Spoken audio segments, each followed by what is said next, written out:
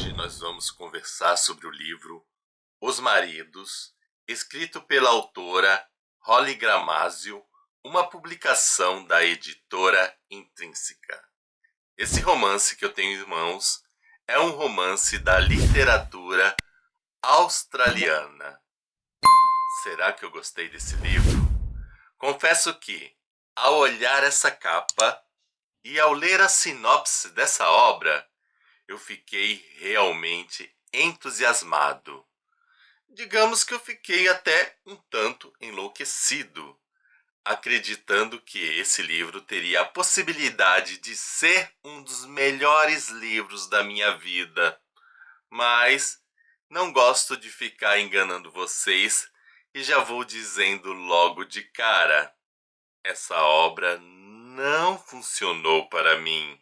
E isso me gerou uma grande frustração, porque eu tinha grandes expectativas em relação a esse livro.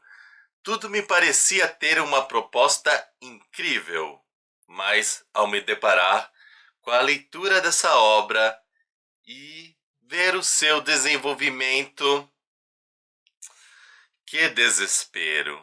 Mas vamos adentrar de uma maneira um pouquinho mais profunda e, é claro, sem spoiler, para vocês entenderem do que eu estou falando. Aqui no livro Os Maridos, nós vamos ter a história da Lauren.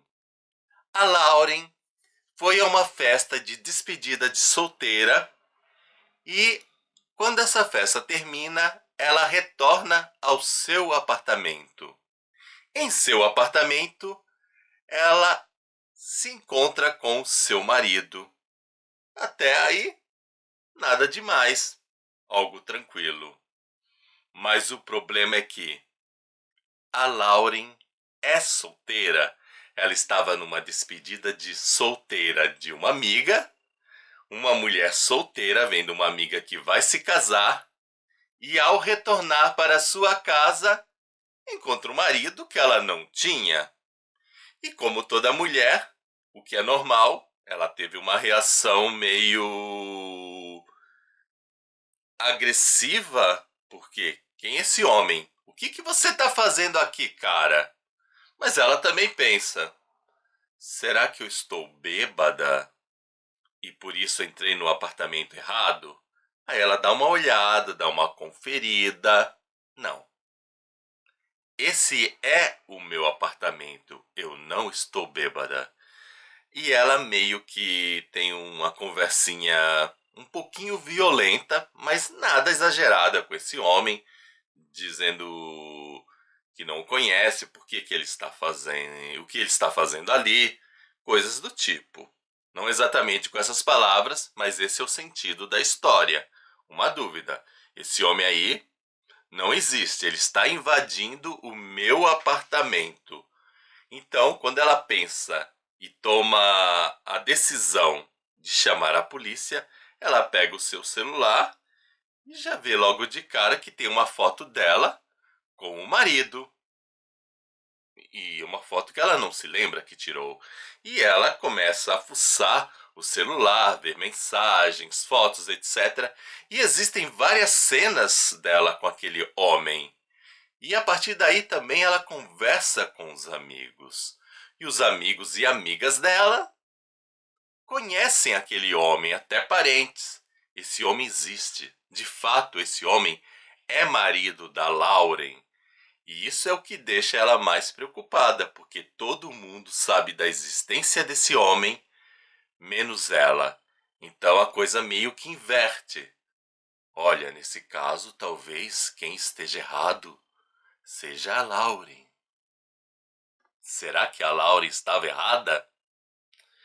Mas ela fica com um período de convivência com esse homem que eu diria assim, de algumas horas, porque ela pega parte da madrugada que ela chega da festa de despedida de solteira da sua amiga Helena, e passa algumas horas do dia convivendo com esse homem que se diz marido, mas que para ela é um perfeito estranho. E o pior, como eu já disse, todos os amigos conhecem esse homem, sabe da vida. Então ela pesquisa, ela ela começa a construir mentalmente a história dela com esse homem, porque que ela se casou. Mas no fundo, a Laurie deseja ser solteira. Tudo fica seguindo nesse ritmo, até que esse homem sobe ao sótão desse apartamento. Esse apartamento tem um sótão. E ao subir, ele retorna. Aí que tá o problema. Ele não retorna. Retorna outro marido que continua a história. Ou seja, ela não volta no tempo. Muda o marido, mas as horas e a data vai avançando. Um novo marido, uma nova situação, novos diálogos. E com isso ela percebe algo um pouco mais diferente. O que seria esse algo um pouco mais diferente? O apartamento dela está basicamente o mesmo. E eu digo basicamente porque alguns detalhes do apartamento dela se mudam quando surge esse novo marido. Então, algo do tipo: o sofá é o mesmo, mas a cor está um pouquinho diferente. As fotos do casal que ela havia reparado no casamento anterior no celular, como também dentro do apartamento, se alteram, se tornando fotos com esse novo marido. Ela olha o celular, tem mensagens desse novo marido. Ela observa que as mudanças não são apenas no cenário e na história dela exatamente, mas também na questão física. Ela é a mesma Lauren, mas o corte de cabelo muda um pouquinho, a roupa. E acontece que esse novo marido também sobe ao sótão. E toda vez que um marido sobe ao sótão e retorna, um novo marido, uma nova situação, uma nova Lauren, uma nova história. Ela muda até de profissão. Os amigos também mudam um pouquinho a história. É claro que não são mudanças exatamente assim tão radicais. Ela mantém os mesmos amigos, mas assim como ela muda nos detalhes, os maridos mudam drasticamente, é a única coisa que mudam drasticamente, mas os parentes e amigos mudam no detalhes. Às vezes uma pessoa conhecida está casada com outra, o comportamento é diferente, ou seja, cada mudança de marido, uma nova vida, uma nova versão da Laurie. E quando ela tem consciência plena de que o que causa essa mudança de marido é justamente essa subida ao sótão, ela começa a ficar um tanto exigente na convivência com o marido. De repente vem um marido que não lhe agrada, ela diz coisas do tipo: "Ah, fulano, você poderia ir ao sótão pegar isso pra mim?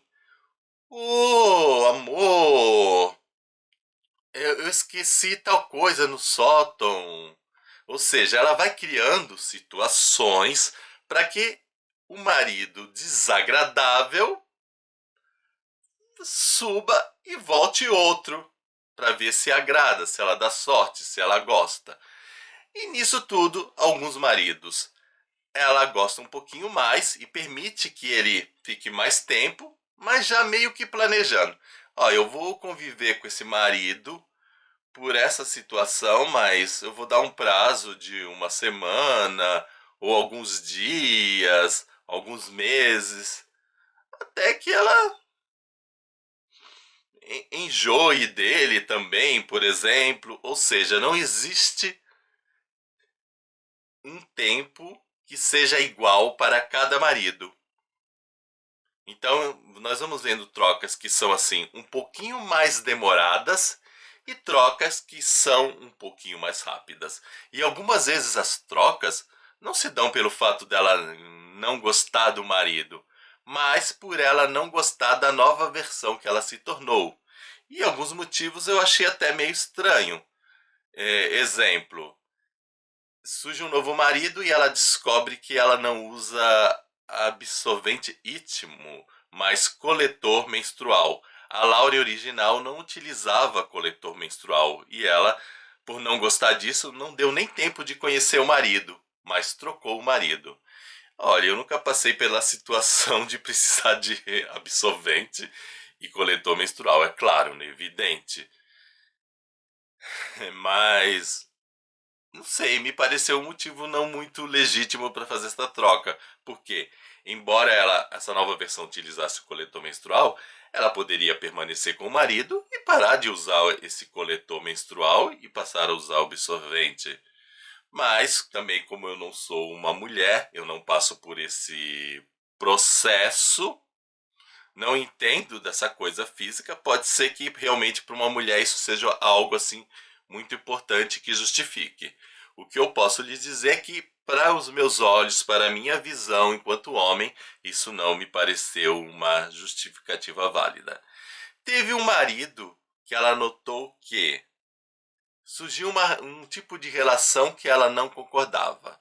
O primeiro momento, olha, eu só vou dar exemplos de alguns casos, viu, gente? Eu não vou dar todos, até porque não quero estragar a surpresa de vocês. Mas vamos voltar a esse exemplo específico do qual estou falando.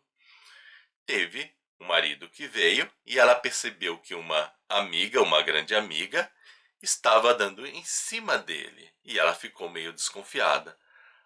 E essa amiga também era casada. Até que a amiga dá um beijo na boca da Lauren. A Lauren, a protagonista, recebe um beijo na boca da amiga e depois ela descobre que o casal que é formado pela amiga e o casal que é formado pela Lauren e esse novo marido tem uma relação aberta, na qual as mulheres se relacionam entre si e elas trocam de marido. Aí o que ocorre? Não é descrita a cena, mas fica subtendido que a amiga está transando com esse marido da Lauren e a Lauren transa com esse amigo que antes, na versão original, era considerado praticamente estranho, mas ela fica meio incomodada porque ela tem a lembrança de como era a relação com esse amigo original, que por acaso se chama Toby. Mas ela transa, não é uma transa assim legal. Esse relacionamento me deixou um tanto curioso, porque entendi que as mulheres transam entre si por conta do beijo. Entendi que trocam de casal, mas os homens, será que eles transam entre si? Será que o relacionamento é tão aberto? Não sei, porque a Laura, insatisfeita, já manda esse marido pro sótão e surge um novo marido.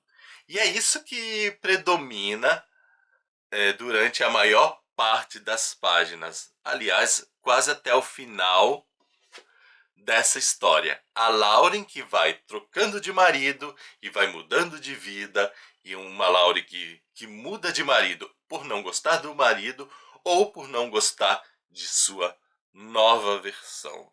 No início, eu diria assim, não tão no início, mas até a metade do livro, essas cenas ficam engraçadas, ficam interessantes, porque a gente quer saber o que está fazendo realmente que a Lauren troque de marido? Por que o Sóton tem esse poder? E é isso que nós esperamos desse romance. Entender por que ocorrem essas mudanças na vida da Lauren. Por que surgiu essa aparição de maridos, essa criação de maridos assim de uma forma tão quase tão espontânea. Eu digo quase tão espontânea porque a partir de um determinado momento a Laurie passa a ter o controle dessas mudanças quando ela percebe que o Sóton gera novos maridos. Então, em alguns momentos ela fica com o marido por um tempo, outra joga. Teve um marido que ela queria ficar realmente com ele, e ela não mandou ele para o sótão. Mas esse homem subiu por uma necessidade e trocou. E ela ficou assim, meio que se lamentando. Ela queria que esse marido. E outro detalhe: alguns maridos que surgiram durante essas trocas foram repetidos. Ou seja, surgiram mais de uma vez. e outros eram pessoas conhecidas na vida original dela. Pessoas que não se tornaram maridos, porque ela sempre foi solteira, mas aí, nessa nova vida, se tornam maridos. Mas em tudo isso ela não entende o porquê. E como eu disse, depois da metade do livro, mesmo quando algum marido era mais interessante, era mais engraçado, o livro me causou uma certa agonia, porque, poxa, vai ficar o livro inteiro. Essa obra tem 300 e pouca páginas, gente. Ela vai ficar o tempo todo trocando de marido? Não vai sair disso? E não responde logo pra gente por que que isso está ocorrendo? E a personagem, ela não amadurece?